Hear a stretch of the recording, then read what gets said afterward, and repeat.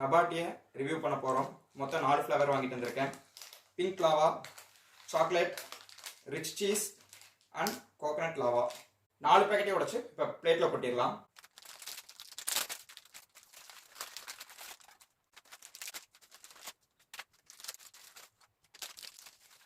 நாலு flavour நபாட்டிலையுமே 8 piece கொடுத்துருக்காங்க. இருக்கலே கம்மியான சுகர் இருக்கிறது கோகனட் ஃப்ளேவரில் 23 கிராம், இருக்கலே அதிகமான சுகர் இருக்கிறது சாக்லேட்ல 34 கிராம்.